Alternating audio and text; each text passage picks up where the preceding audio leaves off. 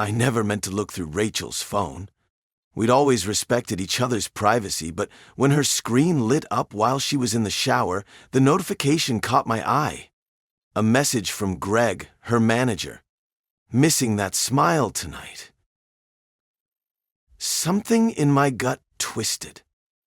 I picked up her phone, my thumb hovering over the home button. The rational part of my brain screamed to put it down, but my hand wouldn't listen.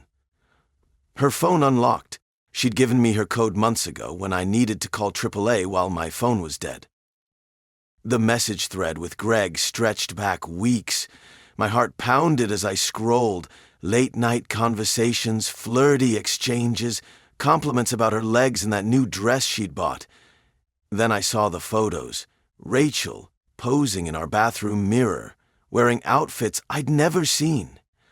Greg responding with heart eyes and comments that made my stomach turn. The shower stopped running. I set her phone down exactly where I'd found it, my hands shaking. For the next hour, I moved through our evening routine like a ghost, barely tasting dinner, nodding at her stories about work, while my mind raced through every late shift, every time she'd mentioned Greg's name. When she curled up on the couch with her phone, I couldn't take it anymore. I saw your messages with Greg. Rachel's face flickered between surprise and annoyance. You went through my phone? That's what you're worried about? Not the fact that you're sexting your boss? Oh my God, Evan, you're being dramatic. It's just friendly banter. Greg and I joke around like that with everyone at work. Everyone at work sends each other bathroom selfies? She rolled her eyes. It's harmless fun. You're making this into something it's not. Would you be okay if I was sending photos like that to my female coworkers? Fine, she sighed, holding up her hands. If it bothers you that much, I'll stop. I'll keep things strictly professional with Greg. Happy? But I wasn't happy. I felt sick. Empty. Like I was looking at a stranger wearing Rachel's face. 3 years together, and I'd never imagined she could dismiss my feelings so easily.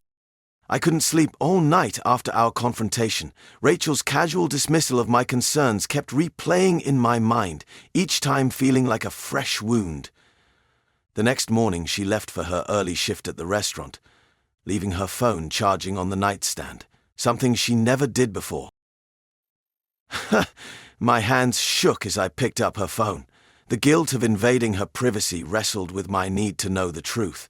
The lock screen pattern was the same one she'd used for years. A simple L shape she thought was clever enough.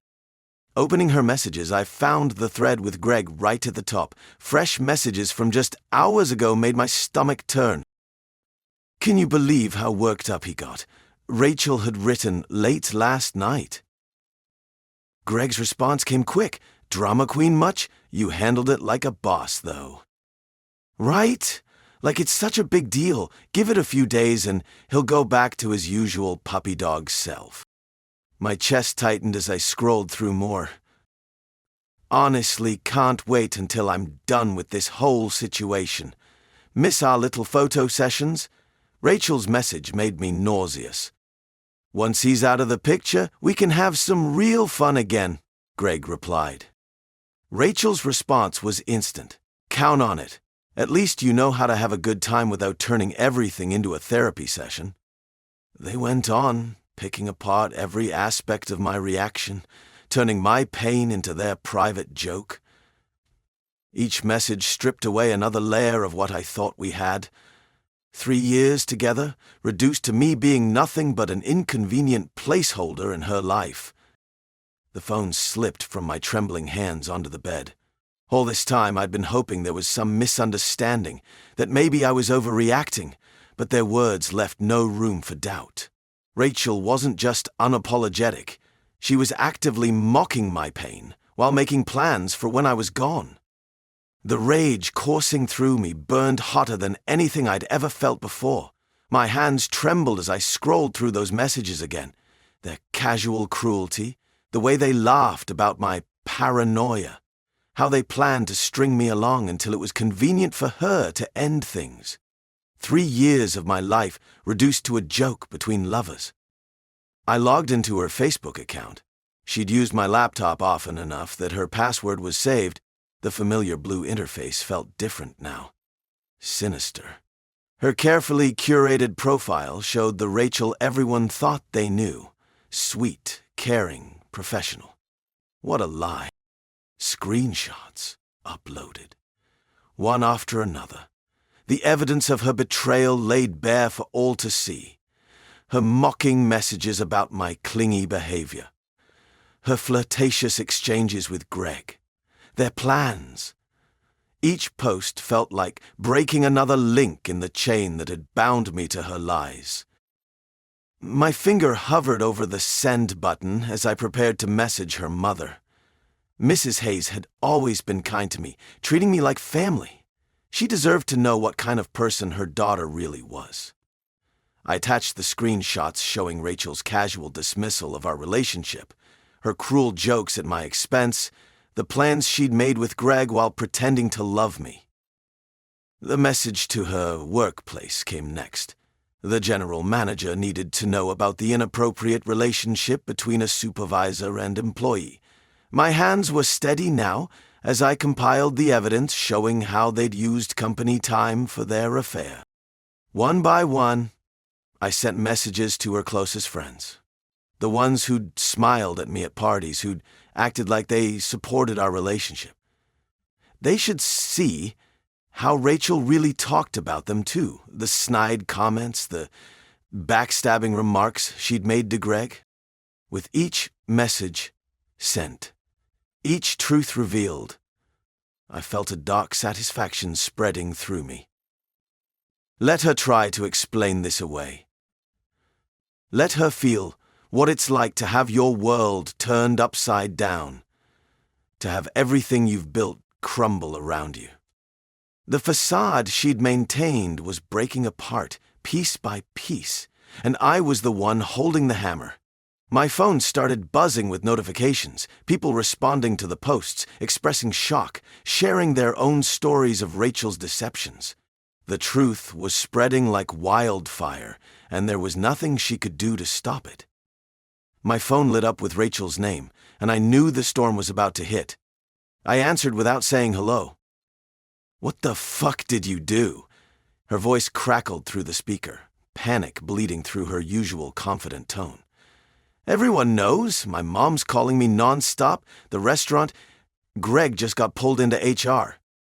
I sat back in my chair, letting her spiral into increasingly frantic questions. The same voice that had laughed about me in those messages now trembled with fear. "Are you even listening? You realize how fucking petty this is? You had no right." "No right?" The words came out quieter than I expected. "You mean like how you had no right to mock me to Greg? Or how you had no right to cheat?" "It wasn't like that. You're twisting everything because you're hurt. God, you're so pathetic. You think this makes you look better? Sending private messages to everyone?" "Private messages?" I let out a hollow laugh. "You mean the ones where you called me clingy? Where you planned to string me along until you found something better? Those private messages?" "You're such a fucking child," she spat. "I can't believe I wasted 2 years with someone so vindictive." "You want vindictive?" Ice filled my veins. "I didn't just send screenshots to your mum. Every single message, every photo, every late-night chat, they're all sitting in your workplace HR's inbox. Your friends know exactly what kind of person you are, and Greg. Well, let's see how his wife feels about those not-so-innocent photos you two exchanged." The line went quiet for a moment. "You wouldn't." "I already did." My voice remained steady, detached. "Everything's out there now, Rachel. No more hiding, no more lying. You can deal with it yourself." I ended the call mid-protest, blocking her number before setting my phone down. The apartment felt suddenly very still. The notifications kept rolling in for the next few days. I didn't need to check any of them. The damage was done. Through mutual friends, I learned about Rachel's desperate attempts to explain herself at work. Her carefully crafted image of the charming, innocent waitress had shattered like cheap glass. I drove past the restaurant during her shift one evening, not to spy, but because I needed groceries from the store nearby. Through the front windows, I caught glimpses of the new reality she'd created for herself. Her co-workers, who used to cluster around her during breaks, now kept their distance. She moved between tables alone, her usual bounce gone from her step. The biggest change was in Greg. The once cocky manager could barely look at her now. He'd shuffle past quickly, keeping interactions strictly professional. Word got around that HR had launched an investigation into their relationship, given his position of authority. His charm had evaporated, replaced by visible discomfort whenever they had to interact. Rachel's social media went dark after my exposé. Her mother, who'd always bragged about her perfect daughter, stopped sharing their usual stream of mother-daughter photos. The carefully curated image Rachel had built over years crumbled in days. My friends told me she'd tried reaching out to them to explain, to paint herself as the victim. But the screenshots spoke for themselves. Her mockery of my concerns, her calculated plans to string me along while pursuing Greg. Each attempt to spin the story only dug her deeper into the hole she'd created. I felt no guilt watching her reputation dissolve. The confidence that once drew people to her now read as arrogance. The charm that won her favors now seemed manipulative. She'd built her social life on appearing genuine while hiding her true nature. Now, everyone saw what lay beneath the facade. Living alone in my apartment felt different now. The silence wasn't heavy anymore. It was peaceful. 3 weeks had passed since I'd exposed Rachel's true nature to everyone. I was finally starting to feel like myself again. My phone buzzed. Rachel's number flashed across the screen using a different messaging app since I had blocked her everywhere else. You've completely ruined my life, you know that? I lost my job because of you. Greg won't even look at me anymore. My own mother barely speaks to me. Are you happy now? I stared at the message, my hands steady. The old Evan would have felt guilty, would have second-guessed himself. Not anymore. You ruined your own life, Rachel. I just showed everyone who you really are. Messages flooded in rapid fire. You're fucking obsessed. You went through my private messages. You stalked me. You're sick and vindictive. I can't believe I wasted years with someone so pathetic. The words were meant to hurt, to make me doubt myself. But they felt hollow now.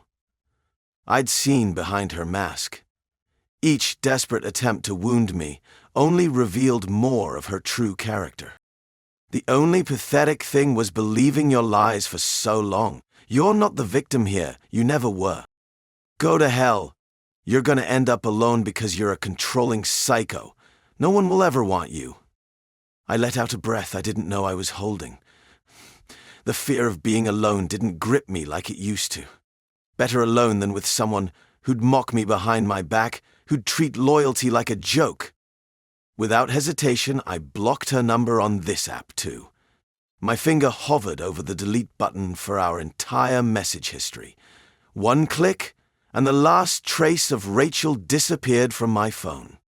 The silence in my apartment felt even more peaceful now. No more looking back. No more second chances. Some bridges are meant to stay burned.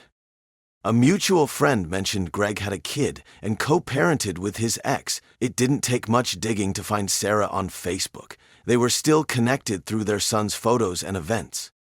I hesitated before hitting send on the message. This wasn't about revenge anymore, but about doing right by someone else who deserved to know. The screenshots and messages sat heavy in my drafts folder for days before I finally reached out. Sarah agreed to meet at a coffee shop across town. She had kind eyes but a guarded expression when I walked up to her table. The evidence spread between us like a roadmap of betrayal as she scrolled through her phone, her jaw tightening with each swipe. "This has been going on for months," she said quietly, setting the phone down. "I had my suspicions when Greg started staying late at work more often. He did the same thing when he cheated with his last girlfriend." My stomach churned. "Months?" Sarah nodded, wrapping her hands around her coffee cup. "Greg's always been like this. But Rachel, she knew about me. About our son. She'd even met him a few times at the restaurant when I'd pick him up from Greg." The revelation hit me like a physical blow. Rachel had complained about her father's affairs wrecking her family, yet here she was, willingly playing the other woman. The hypocrisy of it made me sick. "I'm sorry," I said. "I thought you should know." "Don't apologize. You did the right thing." Sarah's voice was steady, but tired. "Greg won't change, but Rachel chose this role, knowing exactly what she was doing to another family." Walking home, the weight of everything pressed down on me. The satisfaction of exposing Rachel had worn thin, leaving behind an empty sort of heaviness. I'd become someone I didn't recognize in pursuit of justice. Or revenge, if I was being honest with myself. The screenshots, the calculated way I'd dismantled her life, the dark pleasure I'd taken in watching her fall. Back in my apartment, I stared at my reflection in the bathroom mirror. The man looking back seemed foreign, harder, colder. Rachel's betrayal had changed me, twisted something inside that I wasn't sure could be straightened again. I'd wanted her to hurt like I hurt, but the cost of making that happen left me feeling hollow. I turned away from my reflection and deleted the last traces of evidence from my phone. The truth was out there now. I didn't need to carry it anymore. It's weird how the mind makes sense of things after the storm has passed. For months, I was caught up in the whirlwind of Rachel's betrayal, the web of deceit she spun with Greg, and the chaos that followed once everything unraveled. I thought exposing her would bring me some kind of closure, but even after the dust settled, something still gnawed at the back of my mind. Maybe it's the way everything felt so hollow afterward, like I had won a fight, but the prize was less than satisfactory. At first, I told myself the bitterness I felt was justified. After all, she was the one who wronged me, right? But once I started going to therapy, things started to click in a way I hadn't expected. I remember my therapist asking, "What do you think kept you in that relationship with Rachel?" I wanted to say love or loyalty, but as the sessions progressed, I realized it wasn't just about that.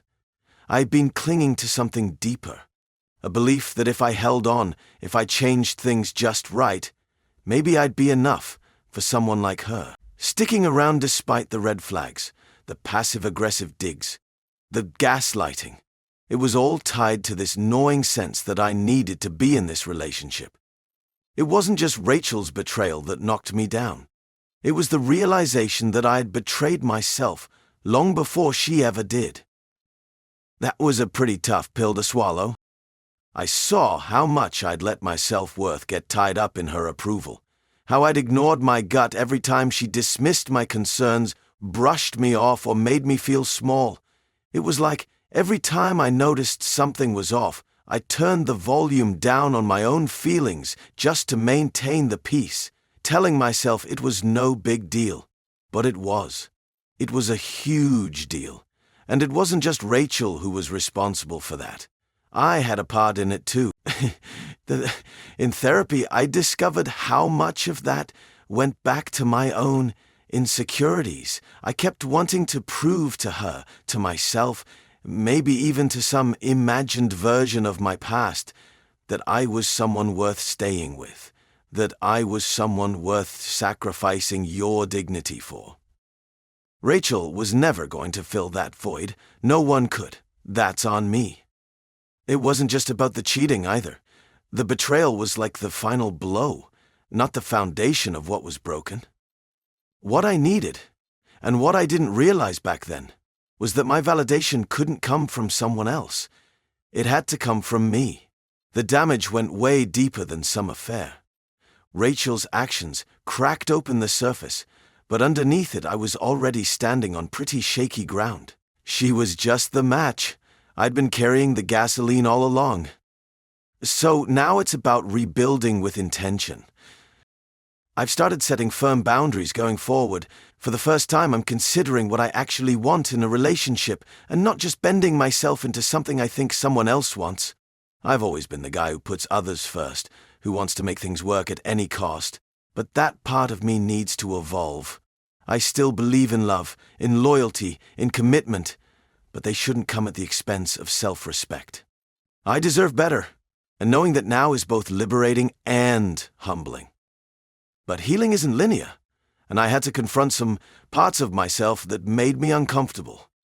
After the initial high of exposing Rachel and Greg, things sank in a way I hadn't anticipated. There was this emptiness that followed. Sure, I'd burned down her carefully constructed life, but there was no satisfaction in it. At some point, I had to ask myself, was it worth it? Did I really want to be the kind of person who gets their revenge and walks away feeling victorious? Or did I want to be someone with a higher purpose? For a while, I wasn't sure how to answer that. And honestly, it made me feel guilty, like I'd let my darker instincts take over in a moment of weakness. Anger owns you when you feed it enough, turns you into someone you barely recognize. I've had to learn to forgive myself for reacting the way I did. Rachel may have deserved a reckoning for what she did, but I could have walked away with my head higher without dragging her reputation through the mud. I didn't handle it with grace, but understanding why I acted the way I did, that's been crucial. I wasn't operating from malice. I was operating from hurt. And that makes a difference. While I'm not proud of how things went down, I've come to accept it as part of my journey. My therapist helped me see that anger and revenge were just coping mechanisms, distractions from dealing with the actual pain beneath. It was easier to channel everything into my need to expose her than to face the reality of my own heartache, or admit how much it affected how I viewed myself. That's where I'm at now. Learning to forgive myself has been harder than learning to forgive Rachel. But it's happening, slowly. And it's not just about letting go of revenge. It's about moving forward with purpose. I've committed to continuing therapy, not because I need to fix all my issues right away, but because I owe it to myself to keep working through this stuff. I'm determined to grow for me, not out of some last-ditch effort to impress anyone. I don't need Rachel's validation, or anyone's, for that matter. True strength is built on integrity, respecting myself enough to walk away from situations that hurt instead of lingering, hoping to salvage something from them. That's the mindset I'm adopting.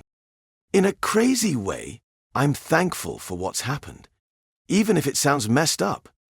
All this, a broken relationship, the ugly fallout, the painful self-reflection, has led me to where I needed to be. I can see the gaps in my past self, and now understand what a better future needs to look like. I'm determined to live it without carrying the baggage of anger or resentment anymore. I've let Rachel go, completely. Forgiving her or not doesn't even matter, that chapter's just done. Her mistakes aren't my problem anymore. I don't need to chase after a sense of justice or closure through her. Life's too short for that kind of weight. Now it's about me. Moving forward with confidence, no more looking for people to give me a sense of worth that has to come from inside. I'll still remember what I've been through, but I won't let it define where I'm going. Hey everyone, if you enjoyed the story, remember to like, subscribe, and comment on the video for more stories like this. Don't forget to turn on notifications so you never miss an update. If you have any similar stories to share, leave them in the comments and we'll make sure to bring them to life. Thanks for watching.